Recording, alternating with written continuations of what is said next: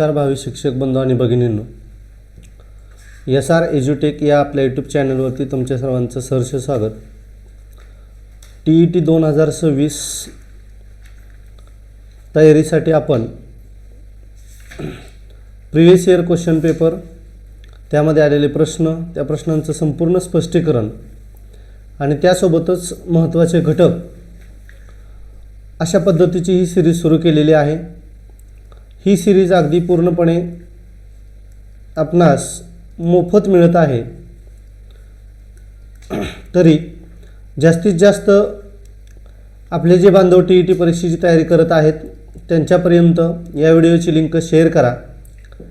आपण आज या व्हिडिओमध्ये बालमानसशास्त्र व अध्यापनशास्त्र जो की 30 मार्काचा आपला घटक आहे, यामधील एक महत्त्वाचा घटक तो म्हणजे संवेदना आणि अवबोधन प्रतिमा. संवेदना याला इंग्लिशमध्ये सेन्सेशन असं म्हणतात, तर अवबोधन प्रतिमा म्हणजेच अवबोधन याला परसेप्शन असं म्हणतात. What is the difference between sensation and sensation and perception, ही संकल्पना आपण या व्हिडिओच्या माध्यमातून बघत आहोत. तर पहा, यामध्ये अगदी सुरुवातीलाच संवेदना ही संकल्पना कशी काम करते. ज्ञानेंद्रियामार्फत आपण जगाशी संपर्क प्रस्थापित करतो. जसं की आपल्याला माहिती आहे, आपले डोळे असतील, कान असेल, नाक असेल, जीभ असेल आणि त्वचा असेल, याचा वापर करून आपण बाह्य जगाशी संपर्क साधतो. आणि हे जर आपल्याकडे नसते तर आपण या जगाशी संपर्क साधू शकलो नसतो. तर ही जी काही ज्ञानेंद्रिय आहेत ही विशिष्ट प्रकारचं कार्य करीत असतात आणि याचा वापर करून आपण सभोवतालचं आपलं जे जग आहे याच्याशी काय करतो तर संपर्क करत असतो. जसं की पहा, डोळ्याने आपण बघू शकतो, कानाने आपण ऐकू शकतो, नाकाने आपण वास घेतो, जीभ आपल्याला चव समजून देते, त्वचेमुळे आपल्याला स्पर्श ज्ञान होतं. म्हणजे हे काय आहे तर याला आपण ज्ञानेंद्रिय आणि या ज्ञानेंद्रियाचा सहज केला गेलेला वापर आणि याचा वापर करून आपण बाह्य जगाशी कशा पद्धतीने संपर्क साधू शकतो हे आपल्याला माहिती आहे. तर या प्रस्तावनेवरती आधारित आजचा जो घटक आहे तो म्हणजे संवेदना आणि अवबोधन. नेमकं संवेदना कशाला म्हणावं आणि अवबोधन कशाला म्हणावं याबद्दल आपण पाहूयात सविस्तर. एखादा चेतक दिसला की ज्ञानेंद्रिय उद्दीपित होतात. आता या वाक्याचा अर्थ काय आहे, चेतक म्हणजे काय किंवा उद्दीपन होणं म्हणजे काय. जसं की बघा, आपण रस्त्यावरती जात असताना आपणाला ट्रॅफिकचे सिग्नल्स दिसतात आणि मग याच्यामध्ये समजा हा लाल रंगाचा दिवा आहे, हा पिवळ्या रंगाचा दिवा आहे आणि हा हिरव्या रंगाचा दिवा आहे. आता हे आपल्याला कधी समजतं, म्हणजे याच्यामध्ये आपलं कुठलं सेन्सरी ऑर्गन, ज्याला आपण ज्ञानेंद्रिय असं म्हणतोय, ते काम करतं तर आपल्याला माहिती आहे की डोळा. म्हणजे हा काय झाला, रस्त्यावरील दिवा हा आपल्यासाठी झाला चेतक. आणि मग त्यावेळेला डोळे आपले विस्पारले जातात किंवा डोळ्यानं आपल्याला ते दिसतं, याला म्हणायचं ज्ञानेंद्रिय उद्दीपित होणं. किंवा समोर भला मोठा रस्त्यावरती एखादा साप दिसलेला आहे आणि मग तो साप दिसल्यानंतर अचानकपणे आपले डोळे विस्पारले जातात, चेहऱ्यावरती वेगळे हावभाव येतात. हे सुद्धा काय आहे, ज्ञानेंद्रिय उद्दीपित झालं. त्याचंच आपल्याला उदाहरण सांगता येईल. बाह्य वस्तूच्या चेतकावर त्याचा परिणाम होतो असं म्हटलेलं आहे.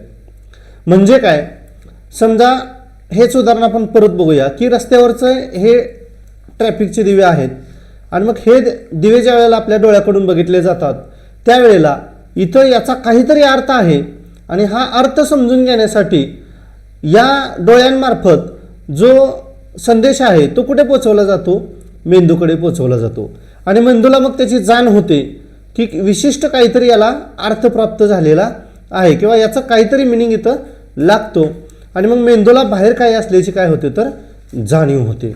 अशा पद्धतीनं चेतक आणि ज्ञानेंद्रियाचं उद्दीपन ही घटना या ठिकाणी पार पडते.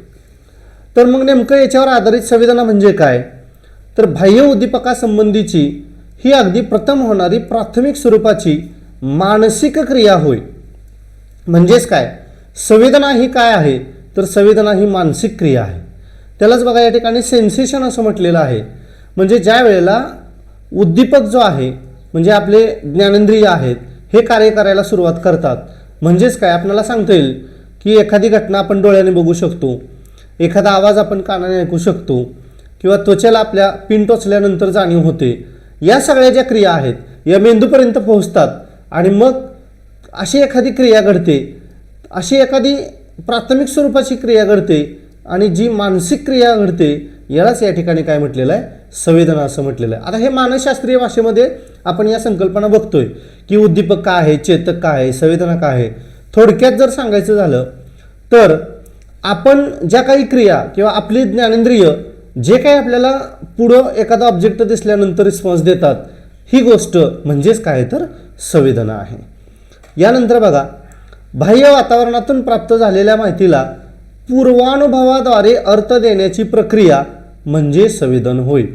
आता म्हणजे काय, आता बाह्य वातावरणातून प्राप्त झालेली माहिती म्हणजे काय, परत आपण तेच उदाहरण बघूया.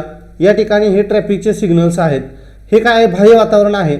आणि या बाह्य वातावरणामधून आपल्याला आता हा लाल रंगाचा दिवा असेल, हा पिवळ्या रंगाचा दिवा असेल किंवा मग हा हिरव्या रंगाचा दिवा असेल, हे आपल्याला कधी समजतं की लाल रंगाचा दिवा बघितल्यानंतर किंवा इथं पेटल्यानंतर आपण थांबायचं आहे, पिवळ्या रंगाचा दिवा बघितल्यानंतर आपल्याला इकडे तिकडे पाहायचं आहे आणि हिरव्या रंगाचा दिवा पेटल्याच्या नंतर आपण रस्त्यावरून जायचं आहे.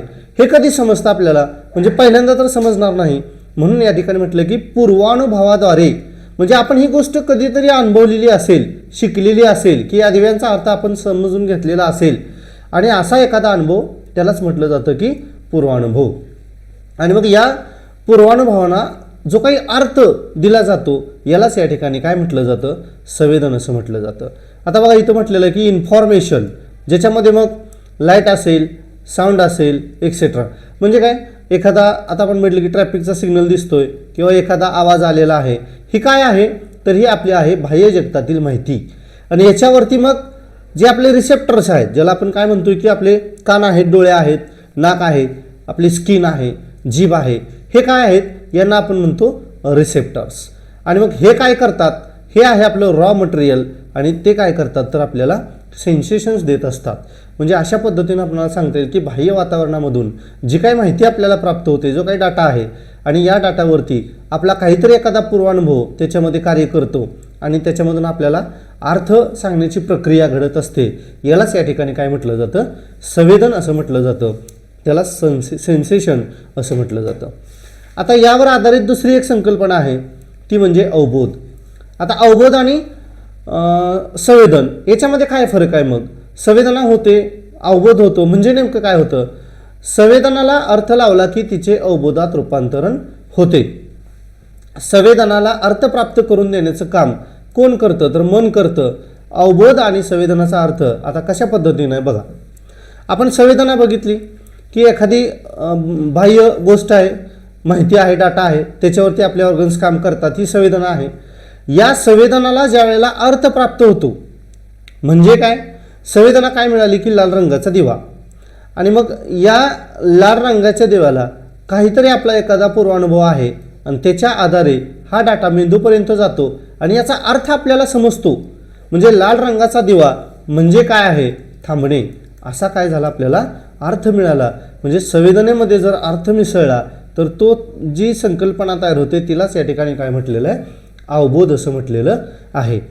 आणि मग हा जो अवबोध आहे म्हणजे संवेदनेमध्ये अर्थ मिसळून तयार झालेली क्रिया किंवा प्रक्रिया, या अवबोधामधून जर आपण अर्थ बाहेर काढून टाकला तर तिला काय म्हणायचं, संवेदना. म्हणजे फक्त एखादी गोष्ट डोळ्याने दिसणं ही झाली संवेदना, एखादी त्वचेला काहीतरी आपल्याला जाणीव होते ही झाली फक्त संवेदना, कानाला काहीतरी ऐकू येतं हे झाली आपली संवेदना. आणि या संवेदनेमधून जर आपण अर्थ त्याच्यामध्ये ॲड केला तर तो तयार होतो, तो अवबोध असतो. आणि हे अवबोध होण्याचं काम म्हणजे संवेदनाचं रूपांतर अवबोधामध्ये करण्याचं काम कोण करतं तर आपलं मानवी मन करत असतं. मात्र एक गोष्ट या ठिकाणी लक्षात ठेवायची आहे की याच्यामध्ये सर्वात महत्त्वाचा भाग आहे की ही प्रक्रिया मेंदूपर्यंत जाते. मेंदूपर्यंत गेल्यानंतर मेंदूमध्ये आपल्या जो काही पूर्वानुभव आपला असतो, अगोदर आलेला अनुभव जो आहे याच्यावरती ही क्रिया घडते आणि एकंदरीत अवबोध तयार होतो. तर अशा पद्धतीनं हा संवेदना आणि अवबोध याच्यामधला फरक आपल्याला सांगता येईल.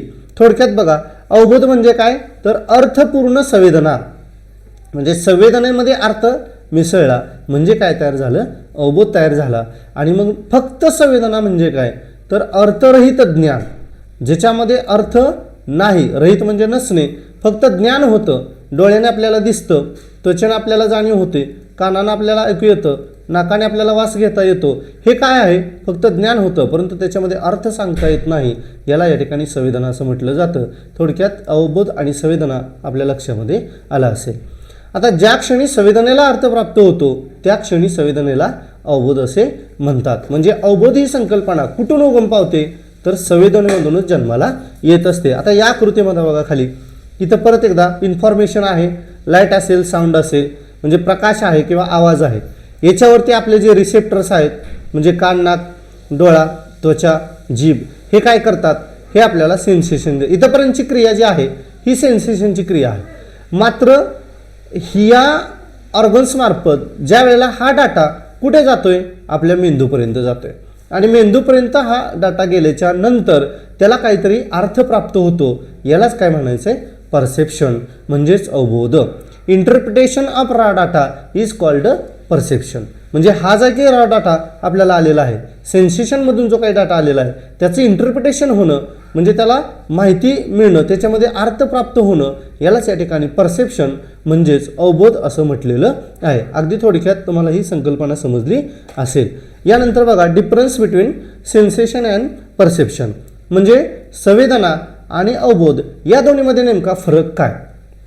आपण आता संकल्पना बघितलेलीच आहे, पण कम्पॅरेटिव्हली नेमकं काय सांगता येईल की sensation is a normal simplest initial mental process. म्हणजे काय, संवेदना ही काय, एकदम नॉर्मल प्रोसेस आहे, सिंपल म्हणजे साधी आहे.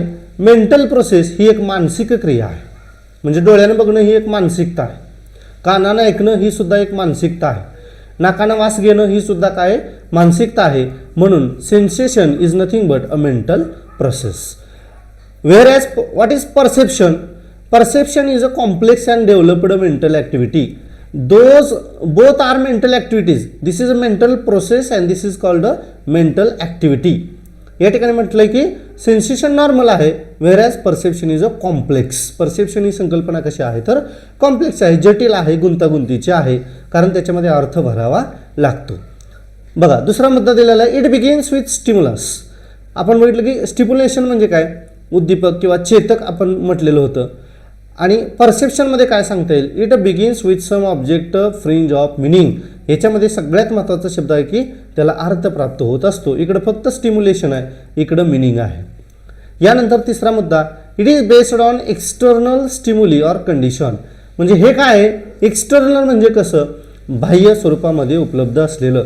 म्हणजे सेन्सेशनमध्ये ज्या काही बाह्य वातावरणामधल्या गोष्टी आहेत त्याच फक्त येतात, whereas perception is associated with internal mental condition. आणि म्हणजे काय, थोडक्यात ही एक्सटर्नल प्रोसेस आहे, म्हणजे बाह्य जगताशी संबंधित आहे, आणि परसेप्शन म्हणजे अवबोध ही इंटरनल मेंटल कंडिशन आहे, म्हणजे आत्मिक अवस्था आपण ज्याला म्हणतो ती आहे. यानंतर sensation, what is sensation, there is a passivity in sensation. म्हणजे काय, पॅसिव्हिटी म्हणजे निष्क्रियता. संवेदना ही जी गोष्ट आहे किंवा ही जी संकल्पना आहे ही निष्क्रिय आहे. म्हणजे एखादी गोष्ट आपली इच्छा नसताना सुद्धा आपल्या डोळ्याला दिसते, म्हणजे पॅसिव्हिटी आहे.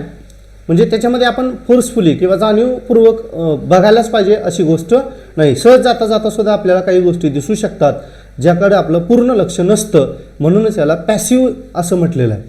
Whereas perception is a active process. बघा, परसेप्शनमध्ये काय आहे, ॲक्टिव्हिटी आहे. म्हणजे काय, पॅसिव्ह गोष्टी ज्या तुम्ही बघितलेल्या आहेत याच्यावरती विचार करायचा आहे, त्याच्यामधून अर्थ बाहेर काढायचा आहे.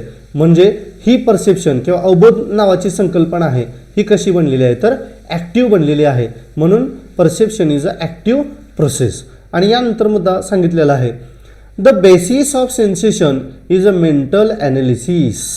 म्हणजे संवेदना ही एक मानसिक प्रक्रिया आहे, आणि परसेप्शन म्हणजे अवबोध, process of perception linked with actual life experience.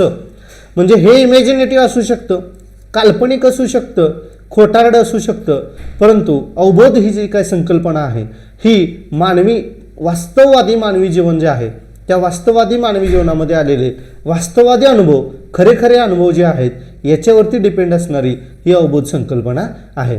थोडक्यात या सर्वांचा सार काय सांगता येईल आपल्याला की सेन्सेशन ही फक्त संवेदना आहे जी फक्त बाहेरील घटकाशी निगडीत आहे, तर अवबोध ही आंतरिक घटकाशी म्हणजे मनानं दिलेले जे आपल्याला अनुभव आहेत आणि त्या अनुभवाच्या आधारे आपण जे अर्थ लावलेले आहेत ते सगळे अर्थ म्हणजे काय तर परसेप्शन आहे. तर अशा पद्धतीनं तुम्हाला समजलं असेल की सेन्सेशन म्हणजे काय किंवा संवेदना म्हणजे काय आणि परसेप्शन म्हणजे अवबोध म्हणजे काय. यानंतर बघा आता या अवबोधाचे काही नियम सांगितलेले आहेत. याच्यामध्ये जे समष्टीवादी म्हणजे अध्ययन आपण ज्या उपपत्त्या बघतो त्याच्यामध्ये जे समष्टीवादी मानसशास्त्रज्ञ होते यांनी काही अवबोधाचे नियम सांगितलेत. आता हे अवबोधाचे नियम म्हणजेच काय तर अध्ययनाचे नियम आहेत. म्हणजे अवबोध ही प्रक्रिया अध्ययनाशी संबंधित आहे असं आपल्याला म्हणता येईल. कारण अवबोध कधी होतो आपण बघितलं आता संकल्पना की एखाद्या गोष्टीवरती प्रोसेस होते, एखाद्या डाटावरती प्रोसेस होते, माहितीवरती प्रोसेस होते आणि या माहितीवरती प्रोसेस झाल्याच्या नंतर आपल्याला त्याच्यामध्ये अर्थ समजतो म्हणजेच काय होतं एक प्रकारचं अध्ययन होतं. म्हणूनच अवबोधाला या ठिकाणी अध्ययन असं म्हटलेलं आहे. म्हणजेच जे अवबोधाचे नियम आहेत तेच कशाचे नियम आहेत असं म्हणता येईल तर अध्ययनाचे नियम आहेत. मग आता हे अवबोधाचे नियम किंवा अध्ययनाचे नियम हे कोणत्या पद्धतीचे आहेत, कसे कसे आहेत ते आपण बघूया. नेमकं कशा पद्धतीनं अवधान किंवा अध्ययन होतं. यामध्ये पहिला नियम सांगितलेला आहे तो म्हणजे समीपतेचा, त्यालाच सान्निध्याचा नियम असं म्हटलेलं आहे. आता यावरती TET प्रश्न आलेले आहेत.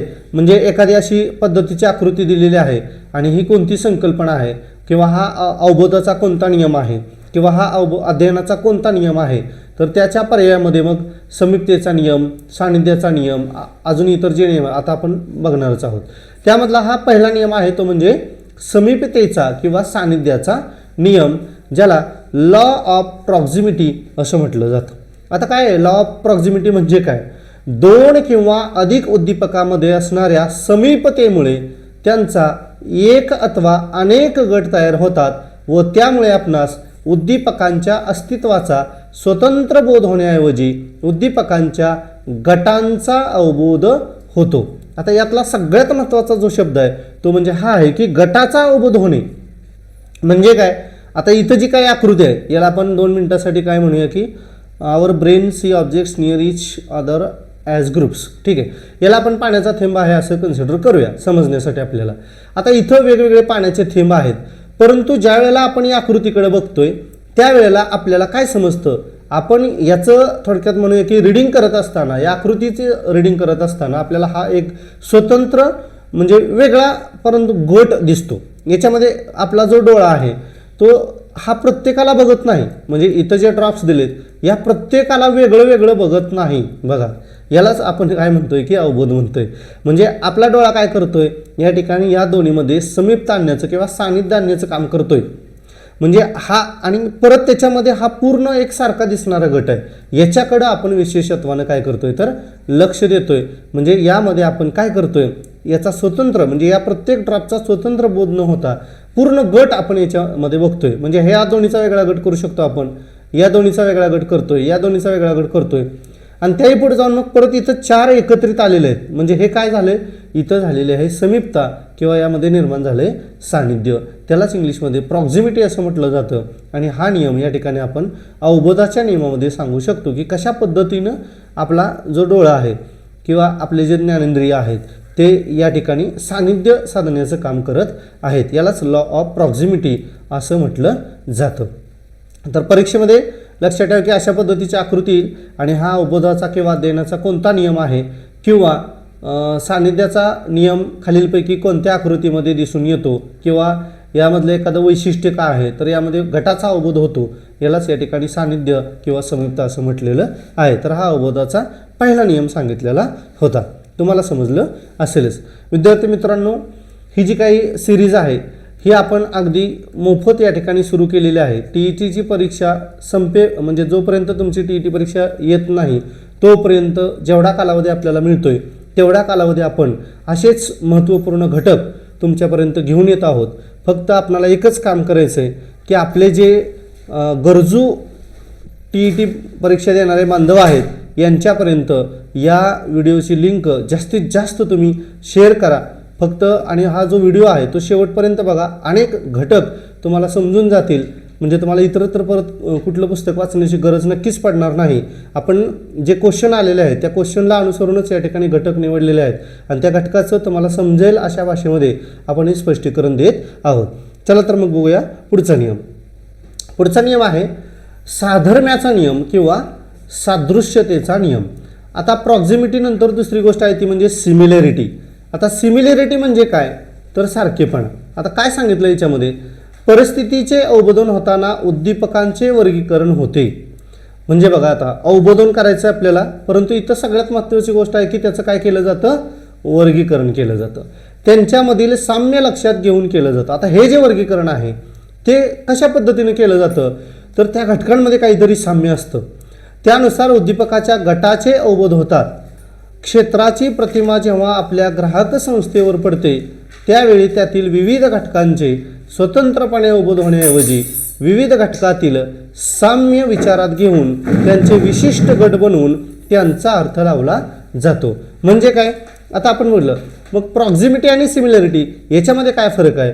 प्रॉक्झिमिटीमध्ये काय केलं जातं, वेगळा वेगळा गट आपल्याला दिसतो, सारख्याच ह्याचा असतो, परंतु याच्यामध्ये थोडासा आपल्याला स्लाइट डिफरन्स जो आहे तो अशा पद्धतीचा आहे. आकृतीवरून तुम्हाला समजेल.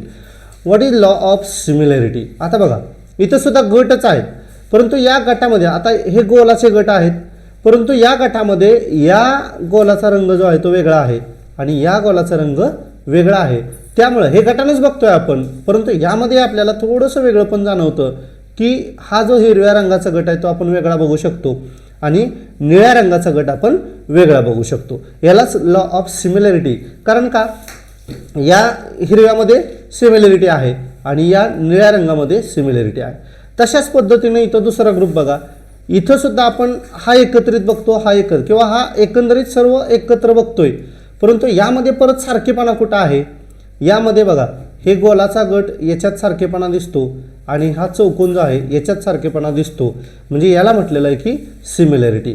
आता परत याच्याही पुढे जाऊन बघा, इथं या 6 जणांचा ग्रुप दिसतो, परंतु यामध्ये परत आपण वेगळं पण करू शकतो की या रंगाचा वेगळा, या रंगाचा वेगळा, या रंगाचा वेगळा.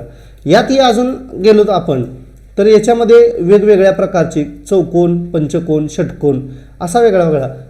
आता परत याच्यामध्ये आपण अजून व्हेरिएशन काय करू शकतो की हा हिरव्या रंगाचा षटकोन आहे, हा निळ्या रंगाचा षटकोन आहे, हा परत ग्रे कलरचा षटकोन आहे. असं ज्याच्यामध्ये साम्य दिसतं त्याचा गट तयार करण्याचं काम आपलं जे ऑर्गन्स आहेत किंवा आपला जो मेंदू आहे तो करत असतो. यालाच या ठिकाणी काय म्हटलं आहे, लॉ ऑफ सिमिलॅरिटी.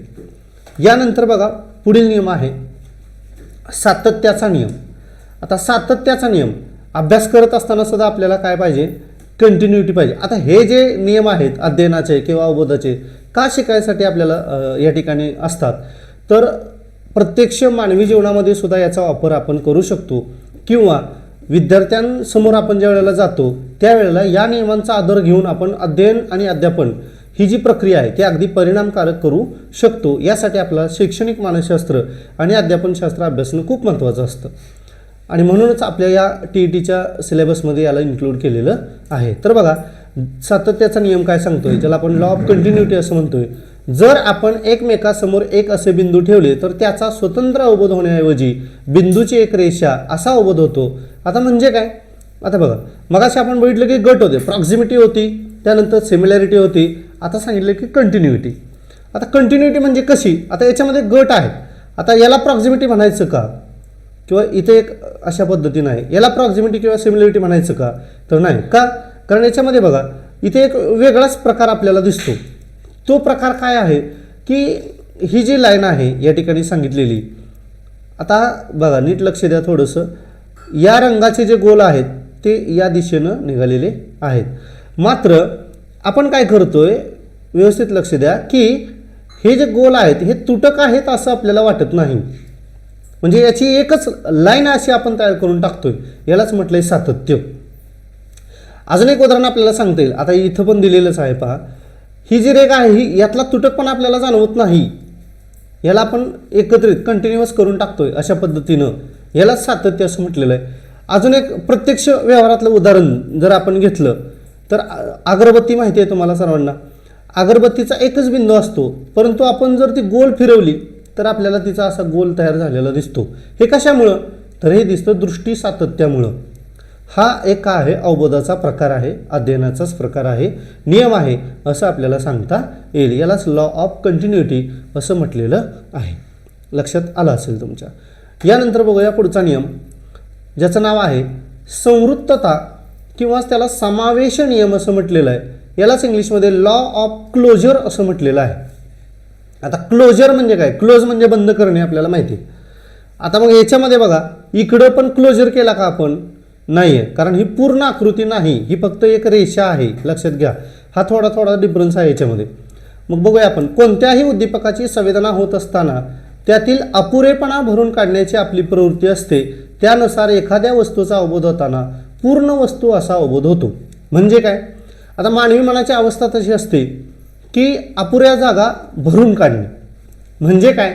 आता रिकाम्या जागा भरणे, अपुऱ्या जागा भरणे ही संकल्पना व्यवहारामध्ये वेगवेगळ्या अर्थानं आपण वापरू शकतो. रिकाम्या जागा भरणे या संकल्पनेला विविध अर्थ आहेत, परंतु या ठिकाणी बघूयात आपण की नेमकं अपुरेपणा भरतो म्हणजे काय करतो. आता या आकृतीकडे जरा थोडंसं बारकाईनं बघा. याला लॉ ऑफ क्लोजर असं म्हटलेलं आहे. या ठिकाणी जर विचारलं तुम्हाला की काय दिसतं, तर आपण म्हणेल चौकोन दिसतो. या दुसऱ्या आकृतीमध्ये काय दिसतं? आपण म्हणेल की वर्तुळ दिसतंय. तिसऱ्या आकृतीमध्ये काय दिसतंय? आपण म्हणेल की त्रिकोण दिसतोय. परंतु त्रिकोण असा असतो का? चौकोन असा असतो का? म्हणजे आपण या आकृतीला काय म्हणतोय? चौकोन म्हणतो. या आकृतीला काय म्हणतो? आपण वर्तुळ म्हणतो. या आकृतीला आपण काय म्हणत असतो? त्रिकोण म्हणतो. परंतु ही आकृती तंतोतंत, या ठिकाणी जे उदाहरण घेतलं आपण ते तंतोतंत अशी आहे का? म्हणजेच काय केलंय इथं? तुटक तुटक रेषांनी, परंतु याला एक अर्थ प्राप्त केलाय आपण, चौकोन. म्हणजे आपलं मन जे आहे, आपली दृष्टी जी आहे ती काय करते? ॲटोमॅटिक या ज्या लाईन आहेत ते भरून घेते. या गोलामधल्या लाईन ॲटोमॅटिक काय केल्या जातात? नजरेमधून आपल्या भरल्या जातात. तसंच या त्रिकोणामध्ये ॲटोमॅटिक आपण काय करतो? या लाईन भरून टाकतोय आणि एक आकृती, पूर्ण आकृती आपण या ठिकाणी तयार करतोय. अशी जी प्रवृत्ती असते, अशी जी आपली संवेदना असते, यालाच या ठिकाणी काय म्हटलेलं आहे?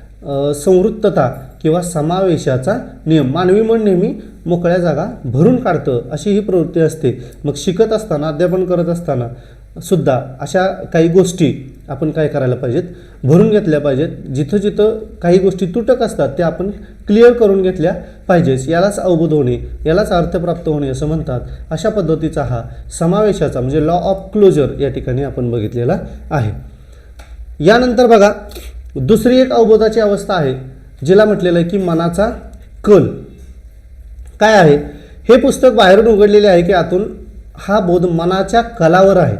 आता या पुस्तकाकडे जर आपण बारकाईनं बघितलं तर नेमकं आपल्याला समजेना की हे पुस्तक बाहेरून उघडलेलं आहे की आतून उघडलेलं आहे. म्हणजे अशा पद्धतीचं आहे का अशा पद्धतीचं आहे, समजत नाही आपल्याला. मग हे कसं ओळखायचं? जर आपलं मन म्हणत असेल की हे पुस्तक बाहेरून उघडलं आहे, तर हे पुस्तक बाहेरून उघडलं आहे. आपलं मन जर म्हणत असेल हे पुस्तक आतून उघडलं आहे, तर हे आतून उघडलं आहे. म्हणजे ही काय आहे? ही एक अवबोधात्मक संकल्पना आहे. आपला मन ज्या पद्धतीनं विचार करतं त्याच पद्धतीनं आपण त्या ठिकाणी काय करत असतो? त्याचा अर्थ लावत असतो.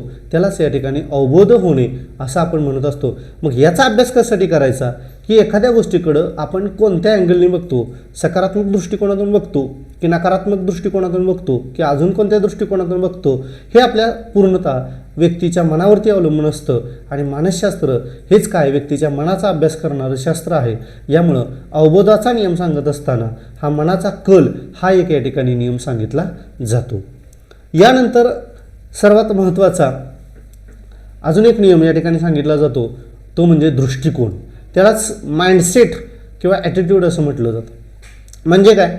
आपल्या वृत्तीची जडणघडण कशी झालेली आहे त्यानुसार उद्दीपकाच्या संवेदनाचा अर्थ लावण्याचा प्रयत्न केला जातो. आता बघा, खूप महत्त्वपूर्ण गोष्ट आहे की एखाद्या गोष्टीकडं बघण्याचा दृष्टिकोन तुमचा कसा आहे. मग आता तुम्ही म्हणाल, आता तुम्ही मनाचा कल सांगितला आणि आता दृष्टिकोन, दोन वेगवेगळ्या गोष्टी आहेत. मनाचा कल ही संकल्पना पूर्ण वेगळी आहे आणि एखाद्या गोष्टीकडं, एखाद्या वस्तूकडं बघण्याचा दृष्टिकोन, ज्याला आपण ॲटिट्यूड किंवा माइंडसेट जो म्हणतो, तो ही संकल्पना वेगळी आहे. म्हणजेच काय, बघा, व्यक्ती ज्या वातावरणामध्ये घडत असते त्या पद्धतीनं त्याचा माइंडसेट बनत असतो, हे आपल्याला माहिती आहे. मग कसं याचं उदाहरण सांगता येईल आपल्याला? भक्ती मार्गातील व्यक्तींना एखाद्या ढगाच्या आकारात दत्त, महादेव अशासारख्या प्रतिमा दिसतात. आता याची बरीच उदाहरणं आपल्याला सांगता येतील. या ठिकाणी आपण एक इमेज घेतलेली आहे बघा. या इमेजकडे हे काय आहे? हे ढग आहेत. परंतु जर एखादा व्यक्ती बघा अशा काहीतरी वातावरणामध्ये, म्हणजे आपण म्हणूया की धार्मिक वातावरणामध्ये हा व्यक्ती वाढलेला आहे, भक्ती मार्गामध्ये तो व्यक्ती आहे, म्हणजे याला देवाची पूजा करणं, अर्चना करणं याचा खूप छंद आहे, असा व्यक्ती याच्यामध्ये काय शोधतोय? तर आपण जर बघितलं तर लक्षामध्ये येईल की याच्यामध्ये महादेव या ठिकाणी बसलेला आहे. म्हणजे आकाशात ढगाच्या रूपात त्याला कोण दिसलाय? महादेव दिसलाय. असा हा काय आहे? हा त्या वस्तूकडे बघण्याचा काय आहे? ॲटिट्यूड आहे आणि तुमचा जो माइंडसेट आहे. किंवा मग काही व्यक्तींना बघा, एखादी फळं असतील, त्या फळाला काहीतरी आकार प्राप्त झालेला असतो, त्याच्यामध्ये ते काय करतात? एखाद्याची मूर्ती तयार करण्याचा प्रयत्न करतात. किंवा अशा ज्या काही इमेज आहेत, म्हणजे एक गोष्ट बघितल्यानंतर दुसऱ्या गोष्टीची त्याला काय होते त्या ठिकाणी म्हणजे अवबोध होतो. त्याला ती गोष्ट समजते की हे ढग नसून हे काय तर महादेव आहेत. लक्षात आलं? तर अशा पद्धतीने काय घडतंय, तर तो ज्या परिस्थितीमध्ये वाढतोय त्या परिस्थितीमध्ये तो बोध लावत असतो, म्हणजेच त्याला काय होतो? तसा अवबोध होतो. यालाच या ठिकाणी काय म्हटलेलं आहे? ॲटिट्यूड किंवा सेट, त्यालाच आपण दृष्टिकोन असं म्हणतो. तर अशा पद्धतीनं आपण अवबोध म्हणजे काय, संवेदना म्हणजे काय, आणि त्या अवबोधाचे किंवा अध्ययनाचे जे नियम आहेत ते या ठिकाणी बघितले आहेत. यावरती 100% प्रश्न तुमच्या TET परीक्षेत दिसेल. तर अशाच पद्धतीनं तुम्हाला प्रत्येक महत्त्वपूर्ण घटकाचं सविस्तर असं स्पष्टीकरण या व्हिडिओच्या माध्यमातून मिळेल. शेवटपर्यंत आपण हा व्हिडिओ पाहत चला. आपल्याला भरपूर घटक याच्यामधून समजून जातील. आणि सर्वात महत्त्वाचं, जे आपले बांधव TET परीक्षेचा अभ्यास करत आहेत त्यांच्यापर्यंत या मोफत सिरीजचा लाभ त्यांनासुद्धा मिळू द्या. आपल्या या व्हिडिओची लिंक त्यांच्यापर्यंत शेअर करा. धन्यवाद.